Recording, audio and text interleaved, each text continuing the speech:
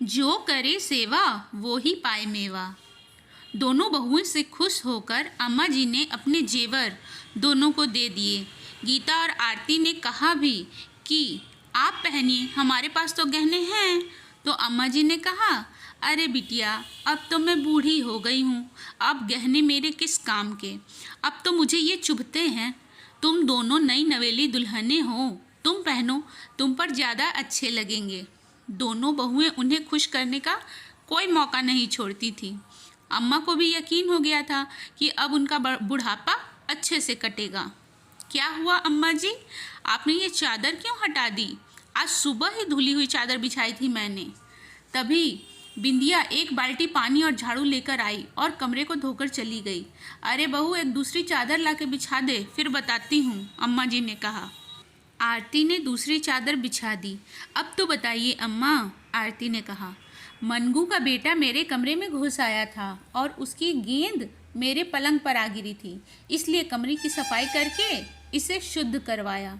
तुम लोगों से 1000 बार कहा है कि काम वाले के बच्चों को घर के आसपास मत खेलने दो, ऊपर से ये अछूत हैं। कुछ महीने बाद अम्मा जी को एक भयानक बीमारी ने जकड़ लिया। सारे बदन में घाव हो गया। गीता ने तो महेश से कह दिया, मैं अम्मा के कमरे में नहीं जाऊंगी, कल से ही बिंदिया उनका सारा काम करेगी। 1-2 दिन साफ सफाई करने के बाद बिंदिया ने साफ मना कर दिया, मैं नहीं जाऊंगी अम्मा के कमरे में, कितनी गंध है, मुझे घिन आती है। 2 दिन हो गए कमरे की सफाई किए हुए। कोई तैयार नहीं हो रहा था बेचारी अम्मा की सेवा करने के लिए। अम्मा गीता बहू, आरती बहू की रट लगाए रहती, लेकिन कोई ना कोई बहाना बनाकर दोनों उनको टाल देती। आरती ने बड़ी बहू से कहा, दीदी, अब मुझे अम्मा जी का कमरा साफ नहीं किया जाता, कितनी बदबू आती है। हाँ छोटी, तो ठीक कहती है, मैं सोच रही थी कि क्यों ना ये बात रधिया से कहा जाए, वो बूढ़ों की सेवा करने के लिए ललाई रहती है, गीता ने कहा। दीदी, पर अम्मा जी नहीं मानेंगी, वो तो नीची जात का छुआ हुआ पानी भी नहीं पीती, आरती ने कहा। खूब मानेगी, गीता ने कुटिल मुस्कान छोड़ते हुए कहा। रधिया तलाकशुदा थी, बिल्कुल अकेली थी, लोगों के घर के काम कर अपना गुजारा करती थी। दूसरे दिन दोनों बहुओं ने अम्मा जी की लंबी उम्र की कुशलता हेतु तीर्थ यात्रा के नाम पर निकली और अपने मायके पहुंच गई। 1-2 महीने ठाठ से गुजारी। इधर दूसरे दिन रधिया अम्मा के कमरे में गई तो उसे देखकर अम्मा चिल्लाई, तू यहाँ? हाँ अम्मा जी, आपकी सेवा करने आई हूँ, मगर मेरी बहुएं जी, उन्होंने ही मुझे ये पुण्य का काम दिया है। आप तो हमारे लिए भगवान के समान हैं, आपकी सेवा से हमें पुण्य ही मिलेगा। रधिया ने अम्मा जी के कमरे में जाकर मल मूत्र को साफ कर पूरे कमरे की सफाई की, उनके घाव धोए, मरहम पट्टी किया। जो कमरा बदबूदार था अब वो फिनाइल की खुशबू से भर गया। आज अम्मा जी को सारे रिश्तों की असलियत पता चल गई थी। आंखों में आंसू भरे एकटक रधिया को देखे जा रही थी। आज उन्हें एहसास हुआ कि वास्तव में अछूत कौन है। अम्मा ने रधिया को खूब आशीर्वाद दिया। धीरे धीरे अम्मा जी के सेहत में सुधार आने लगा।